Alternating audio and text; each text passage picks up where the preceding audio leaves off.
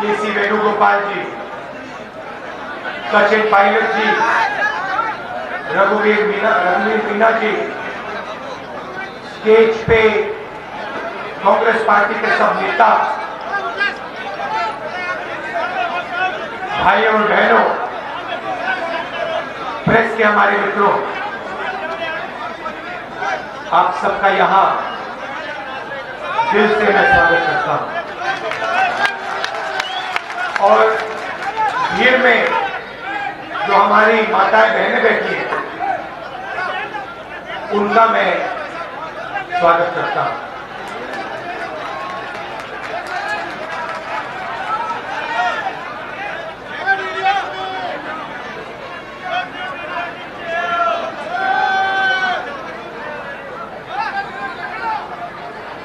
ये मेरा राजस्थान का जो दौरा है, ये किसान का जो कानून बनाया है बीजेपी ने, ये जो किसानों के 3 कानून बनाए हैं, इसके लिए, इसके खिलाफ मैं ये दौरा कर रहा हूं। और मैं आपको और आपके माध्यम से राजस्थान को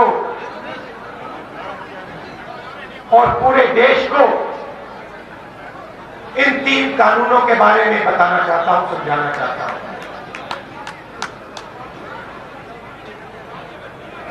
सबसे पहली बात, लोग सोचते हैं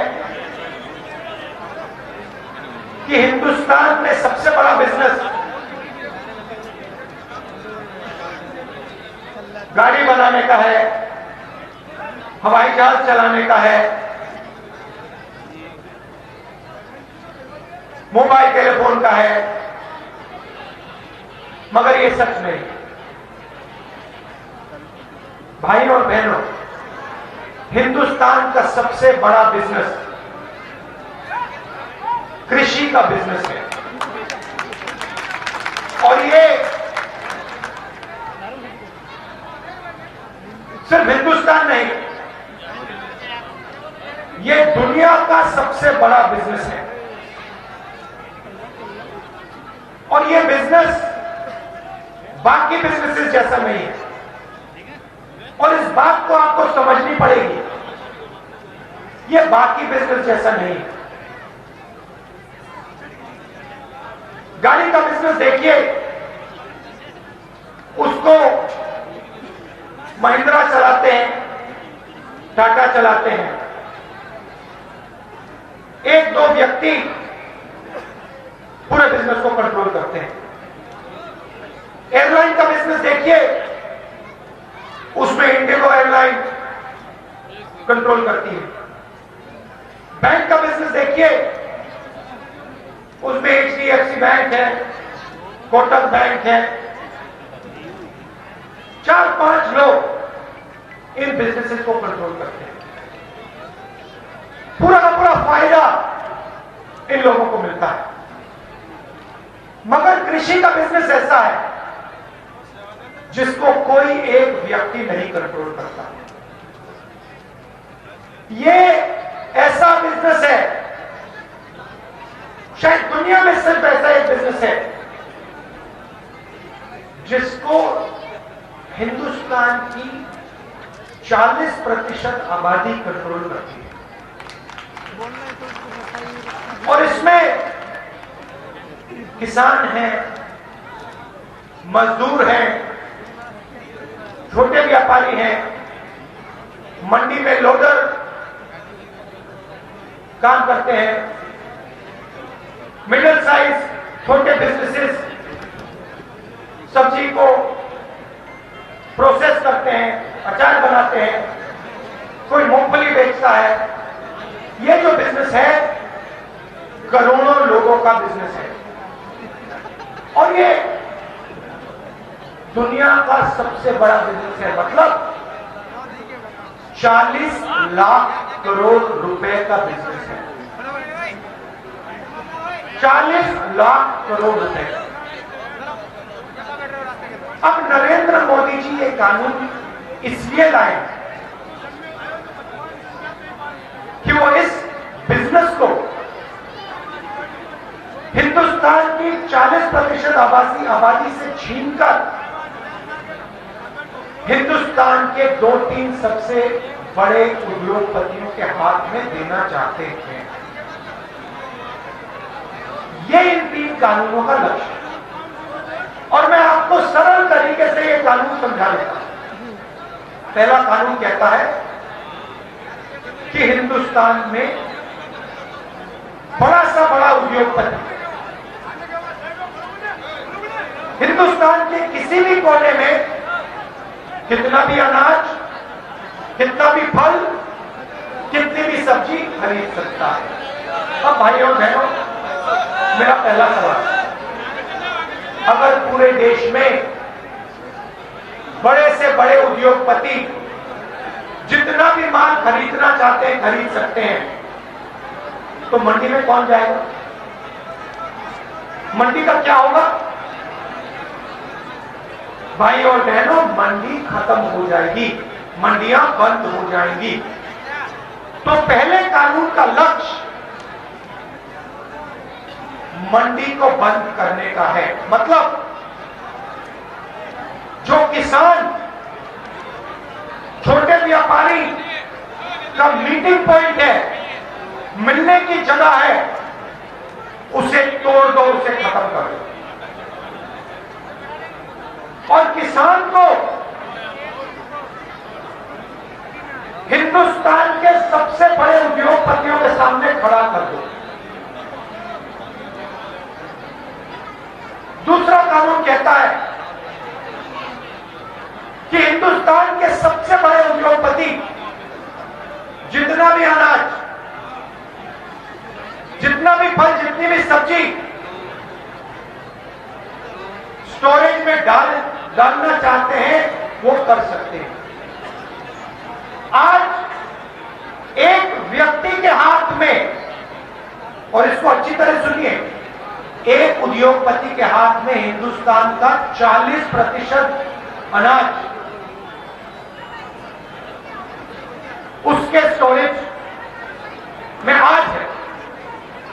दूसरा कानून कहता है 80-90% स्टोरेज एक आदमी के हवाले कर दो, जितनी देर वो स्टोरेज करना चाहता है करने दो। मतलब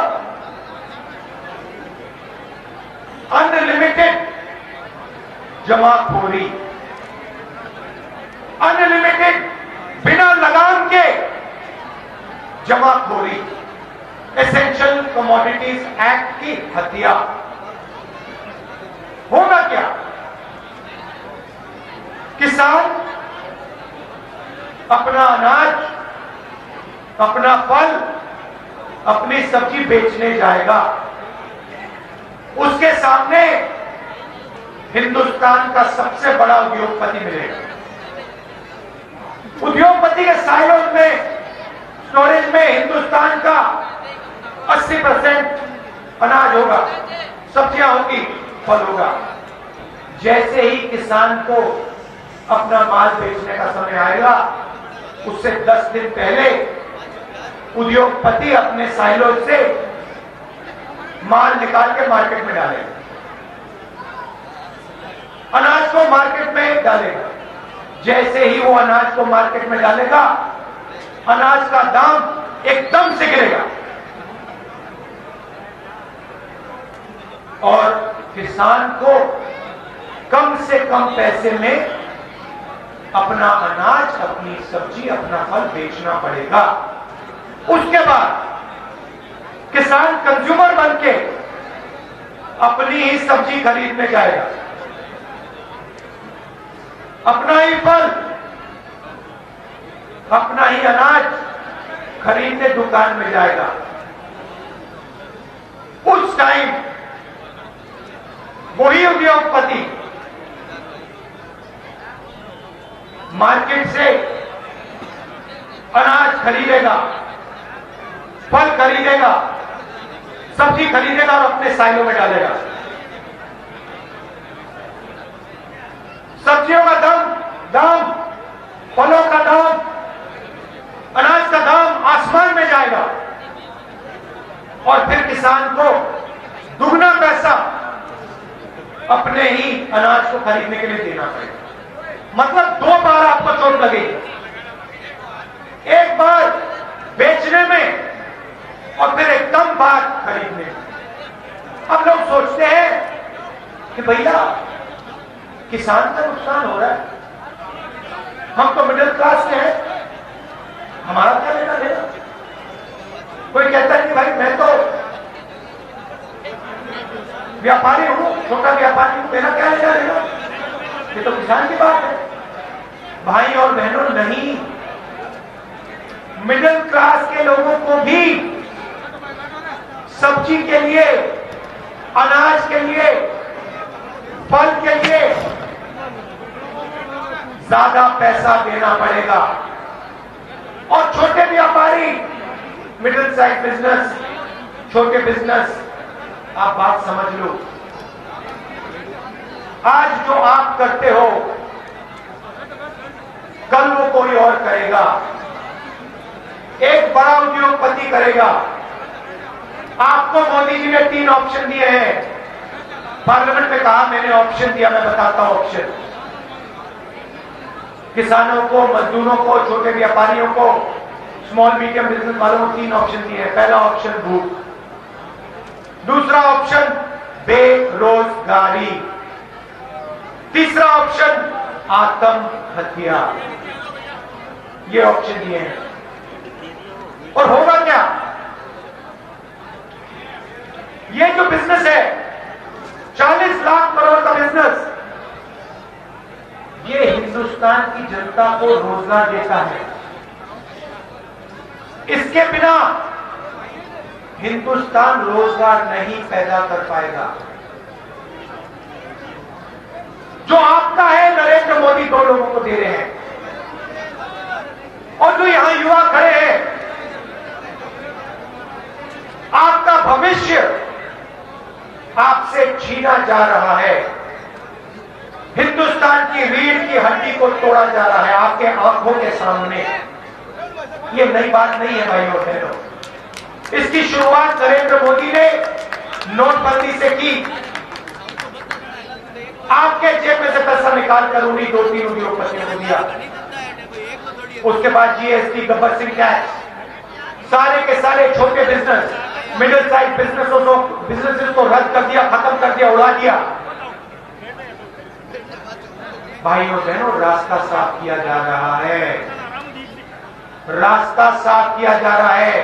किसानों को, मजदूरों को, व्यापारियों को, छोटे बिजनेस वालों को परे किया जा रहा है। सिर्फ हिंदुस्तान के 2-3 उद्योगपतियों के लिए रास्ता साफ किया जा रहा है। उनका लाखों करोड़ रुपए कर्जा माफ किया। कोरोना के समय मजदूरों ने हाथ जोड़ जोड़ के नरेंद्र मोदी से रेलवे का टिकट मांगा। घर जाना था, हाथ जोड़ के रेलवे का टिकट मांगा, बस का टिकट मांगा, मतलब 100-200 रुपए मांगे। नरेंद्र मोदी कहते हैं नहीं, मैं 1 रुपया नहीं दूंगा। मगर उसी समय नरेंद्र मोदी ने 1,50,000 करोड़ रुपए हिंदुस्तान के सबसे अमीर लोगों का कर्जा मांगा। सच्चाई। और मैं तो कहता हूं, मेरी जिम्मेदारी आपको बताने की, नहीं सुनना तो मत सुनो, मगर मैं अपनी जिम्मेदारी पूरी कर रहा हूं। मेरा काम आपको बताने का है, सच बताने का। अब देखिए, कोरोना का समय था, फरवरी में पिछले साल मैंने एक बार नहीं 10-15 बार मीडिया से कहा, कोरोना से भारत माता को जबरदस्त नुकसान होने वाला है। कोरोना से किसानों को, मजदूरों को, गरीबों को जबरदस्त भयानक चोट लगने वाली है। प्रेस वालों ने मेरा मजाक उड़ाया।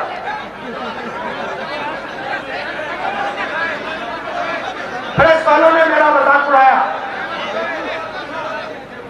प्रेस वाले कहते हैं कि ये किसान नहीं है,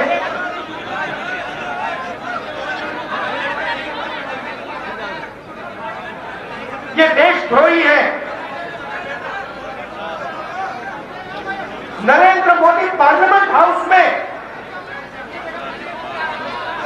उनको आंदोलनजीवी कहते हैं, उनका अपमान करते हैं, उनका मजाक उड़ाते हैं। मैंने पार्लियामेंट में अपने भाषण में सिर्फ किसान की बात की। बजट पे भाषण था, मैंने कहा मैं बजट पे नहीं बोलूंगा, मुझे कोई फर्क नहीं पड़ता, मैं सिर्फ किसान के मुद्दे पर बोलूंगा। और मुझे उठा के पार्लियामेंट से बाहर फेंक तो मुझे कोई फर्क नहीं पड़ता। और फिर मैंने क्या किया, मैंने कहा, मैंने सांसद से कहा, देखिए भाई और बहनों, मैं अब 2004 से लोकसभा में हूं और मैंने एक बात देखी है, जब भी कोई शहीद होता है, जब भी किसी की मृत्यु होती है, चाहे वो सेना का हो, आंधी तूफान आए, कोई हमारे सांसद की मृत्यु होती है, तो पार्लियामेंट, पूरा का पूरा पार्लियामेंट 2 मिनट मौन खड़ा होता है। और मैंने एक बात देखी, हमारे 200 किसान शहीद हुए, मगर पार्लियामेंट हाउस, लोकसभा और राज्यसभा में 2 मिनट के लिए सांसद मौन नहीं खड़े हुए। तो मैंने कहा ठीक है, नहीं हुआ तो मैंने कहा मैं अपने भाषण के बाद अकेले यहां 2 मिनट के लिए शांत खड़ा हो जाऊंगा किसानों का आदर करने के लिए। और जो भी मेरे साथ खड़ा होना चाहता है, और जो भी मेरे साथ खड़ा होना चाहता है, खड़ा हो जाए। और मैंने कहा चाहे वो किसी भी पार्टी का हो, मुझे कोई फर्क नहीं पड़ता।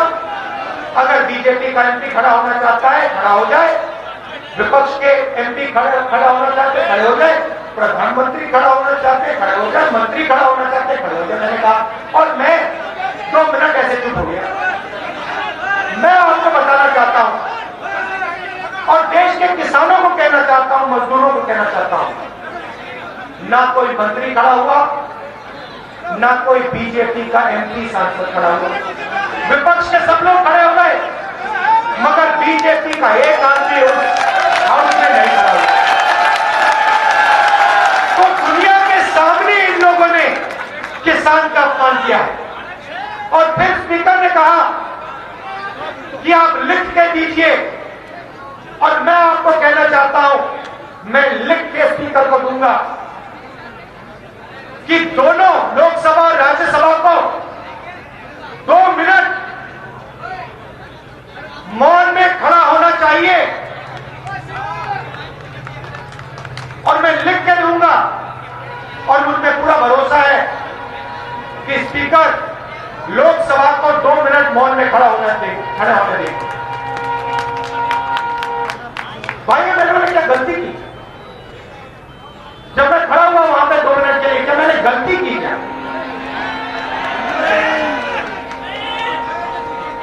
कोई गलती नहीं किया। मैं कहता हूं अगर गलती की तो मैं फिर से करूंगा।